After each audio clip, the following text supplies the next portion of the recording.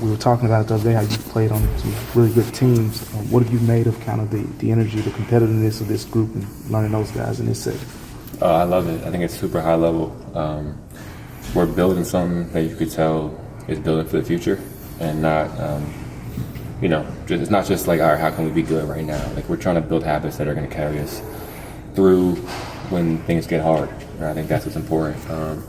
Everyone wants to win every drill. There's no one's taking it easy out there. So it's been a real fun, intense first 2 days, and I wouldn't want it any other way.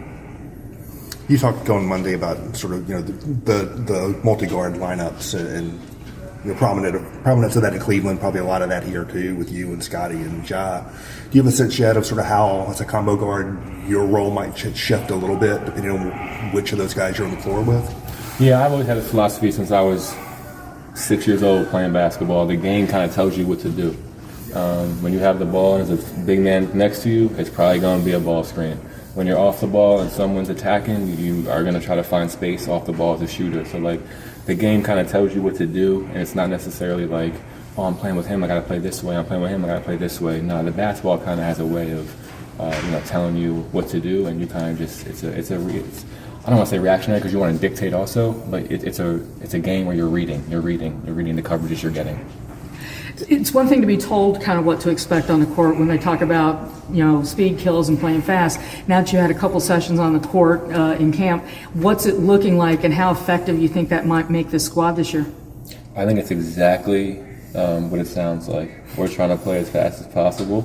I think we're overdoing it now, so it might look a little sloppier than we might want it to be, but we're trying to, preach those really good habits now of how fast can we play, how aggressive can we be on defense, and trying to build those habits, and we'll get the organization piece later. If I remember correctly, one of your best games last season was in Memphis against the Grizzlies. I think you had a really good night from three. Has anybody given you a hard time about that or mentioned that since you've gotten here? Yeah, I mean, this is year 7, so I've been playing against most of these dudes me and Ja go back to Chris Paul camp in college. Like, we were talking about that the other day. So, like, it wasn't just last year. Like, we've had games. Like, when I was in Golden State, we played Memphis on Christmas Day. I was part of that OKC team that lost to Memphis by 73. So, like, I've had battles with them for seven years now. You know what I mean? So, it's not just last year. But, like, yeah, we always talk about, college. Some of us go back to high school. You know what I mean? So. Well, do you harbor any grudges about the fans chanting defense up 70 in the fourth quarter of that game? Not at all. I love it. I think that's what basketball's about. I don't think you should hold for the last shot. I think you should go, when you're up whatever and there's a minute left in the game, you should keep scoring. I don't think it's basketball. We talk a lot with you so far about, offense. What about defense? What should people expect from Ty Jerome on that side of the ball? Just effort. One thing about me that I've always been a winner. I've always tried to impact winning, and that's, I think, if you ask me, like, what do you do best, I would say impact winning, and that's not just offensively. You got to fight defensively. What do you make of this team defensively? Because you brought in all these players who have these defensive reputations, and that seems like a big thing that they want to improve on from last season. What do you make of this group, the way they're competing defensively so far? We're competing hard. I think we got a chance to be good on that side of the ball. Obviously, like I said before about just the habits, that's not something you come in with. That's something you build over the course of a season, over the course of 2 seasons. It's a culture you establish on that end of the ball. You look at OKC. I was part of some of those tanking years, and even then, they're trying to establish those defensive habits. And I think, so I think it's a culture you're trying to establish. I think we're doing a great job of that on these early days, and we'll see how we continue to do it. And it's not just the guys we brought in. I think they had 2 special defenders in Jalen Wells and Jerome last year too. So those guys are kind of going to lead us on that end. It sounded like yesterday when Ja and then Isla were talking that they're trying. We've heard a lot about more of a screening-based kind of situation. There was some talk by both of them about getting Jerome more involved in setting the screen, which he'd kind of gone away from the last few years. Is that something you've worked with him on at all in training camp so far as a ball handler? Yeah, we put up a little bit yesterday, just going over angles and screens and different reads and But like I said, I think everyone's going to get comfortable in different areas in the offense.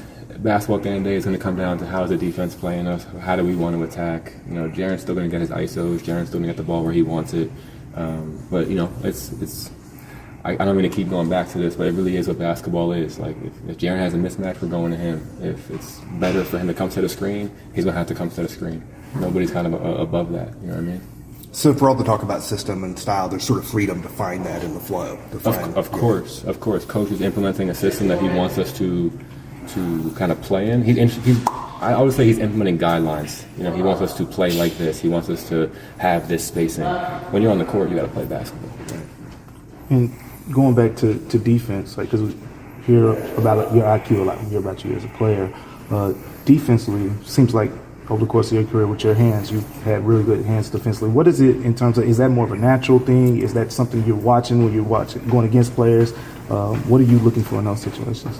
I think it's all the above. I think you watch a lot of good defenders, and you know the term playmaker is used so often offensively, but you watch all these good defenders, and it's really playmakers on the defensive side of the ball too. Like, I see a steal, I see a play, I'm going to make it. You know what I mean? I think that, and as you kind of get older, you get more mature in that sense too on the defensive side of the ball. But it also comes with the ability to kind of lead the defense with a voice of, like, you know what I mean? Like, I'm giving Jalen confidence to get into the ball. I know I make sure he knows I'm behind him in my help spot.